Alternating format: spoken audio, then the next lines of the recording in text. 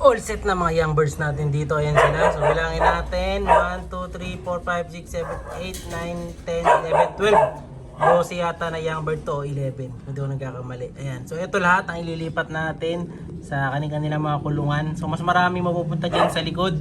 Kasi halos si speed bird yung mga nandito. Yung kalawang sa likod natin lalagay. Yung itim sa likod. Saka itong puti. Diba pinag-usapan natin sa last video natin nakaraan na doon nga yan lalagay. Ayan. So, ayun, inject lang natin lahat to ngayon dahil meron na tayo pang vaccine na nakuha.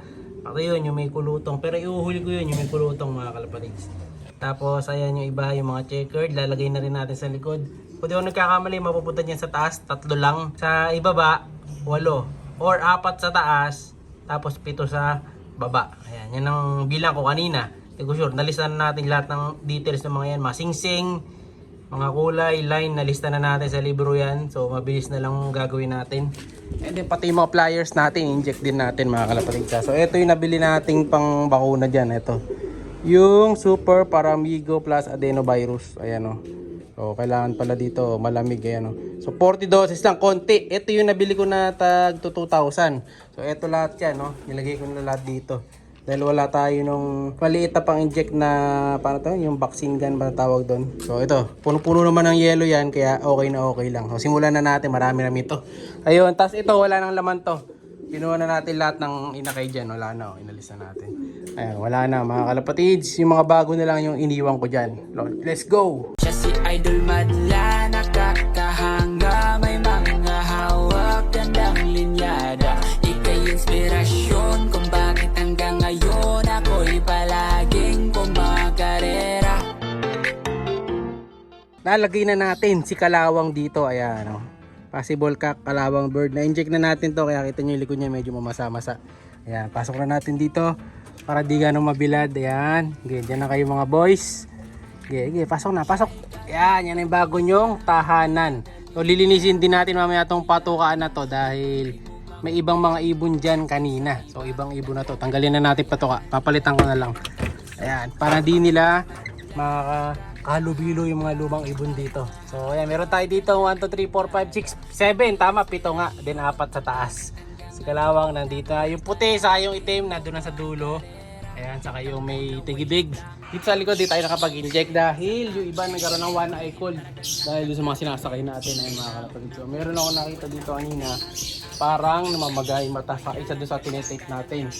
So negative silang mapawalan saka ma-inject. So hindi tayo pwede mag-inject kapag may one eye cold mga kalapatid. Ayan. So ayun, malungkot yung isa. Ayan, yung one eye cold siya sa left eye. Ito. Yan. Magkakawan eye. Kaya pumipikit-pikit siya. So isa na yan sa mga tinitraining natin. So pass muna siya sa training. Hindi muna natin sila papawalan. I-delay muna natin ng konti. No? Kaysa naman mawala lang yan dahil may one eye cold. Papahinga na lang muna natin. Pero yung tape din na natin tatanggalin yan pag pinawalan na lang natin. Ngayon sa taas naman. Yun, dito sa taas, tabaksin na rin natin mga kalapate. So ito yung tatlong huling nilagay natin. Ayan, nilagay na ni Madla to dyan.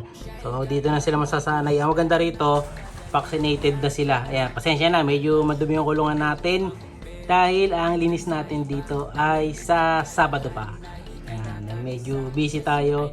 No time maglinis dahil laging umaalis. Ayan, kaya medyo makapal ang pops natin. Pero lilinisin naman natin yan at i-disinfect ng Sunrox. Siyempre, para 100% clean. Ayan, may mga araw lang talaga na madumi. Siyempre, kailangan sanay din sila sa dumi, di ba? Yun yung mga palusot na mga hindi madalas maglinis. Katulad natin. So, ito isa. Pambira ka, tumatakas ka na kagad. Ayan, naglilipad-lipad na sila. Gusto na nilang mag-fly away. Yung mga iba naman dito, ito nabaksin na rin ni Madla Toto sa ako. Ito yung mga nabaksin natin. Kinulang na yung vaccine natin mga kalapatids. Ang nabaksinan lang natin nasa kulang 40 birds lang. Kasi 40 shots lang yun mga kalapatids eh. No, so yan lang ang nabaksinan natin. Iilan lang. Yung mga priority lang saka yung mga susunod na lalaban. Yun yung priority natin, yung mga susunod na ilalaban. Yung iba dito, hiningal kasi kakahuli. Katulad ng tipler na ito. Hirap pulihin yan, mailap. No, kaya hiningal sila, napagod. Yung mga nandito, hindi na vaccine. Ayan, kasi ito yung mga kinakarera na hindi na natin pwede vaksinan. Ang dami pa. So kung bibilangin ko, 2, 3, 4, 5, 6, 7, 8, 9, 10, 11, 12, 13, 14, 15, 16, 17 pa yung hindi na vaksinan dito mga kalapatid. So yun, biruin nyo madami pa. No? So bibili pa ako ng isa pang vaccine, another 2,000 pesos. Buti na lang nanalo si Gobi noong nakaraan. May pambili tayo ng vaccine. Dito sa kabila, eto nabaksina na lahat to mga kalapatid. So yan, yung mga nilagay ni Madlato dito. Yan, may mga vaccine na dito, kompleto vaccine eh. Inuna natin to mga young bird, priority natin yung mga bata. Ayan, ito yung mga pula na to. Ayan, merong tippler, merong racing, di ba? Puro pula sila. Ayan, nabaksina rin natin yung mga yan. So, inuuna natin kasi yung mga bata, kasi prone sa sakit yung mga bata eh. No, madadali sila ng adeno, mamaya magsikot ang ulo, delikado. So, lalo na itong pula na to. Ayan, medyo umika kasi may nakalagay na clipping dyan, yung tanda natin na wala mang vaccine. Tinanggal na natin, siguro nasaktan sa pagtanggal ko kanina. So, all goods na tayo, safe na tayo kahit paano sa baliling, saka sa adeno, no? So yung adeno yung pinakamahirap eh kasi natitigi yung mga kalapati doon eh.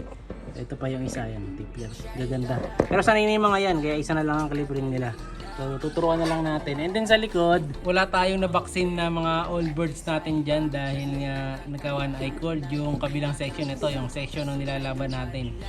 Ayan, may baka sila na one eye. Pero mukhang hindi naman tutuloy.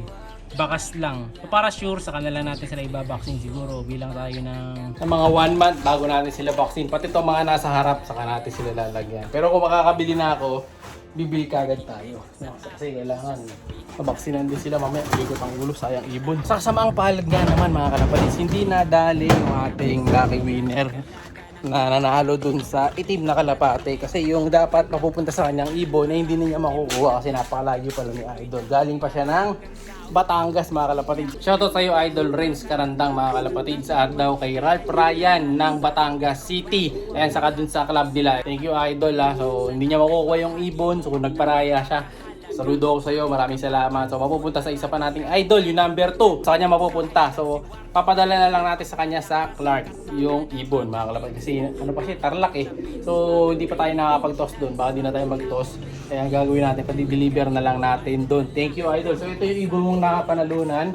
Ay, ito pala, ayun oh, tumatakas na. Ito yung ibon mo. Buti na lang pala nag-vlog ako dito. Kasi kung hindi, mawawala na naman tong ibon na to. Pambihira tong ibon na to. Ayan siya oh. Diba? Mahilig tumakas to. So kapag ka nakapadala natin sa iyo to, ang gawin mo na idol, kung kaya mo bagwisan o ilak yung cage, ilak mo. Kasi tumatakas talaga to. Biruin mo kanina, nakababa na yan.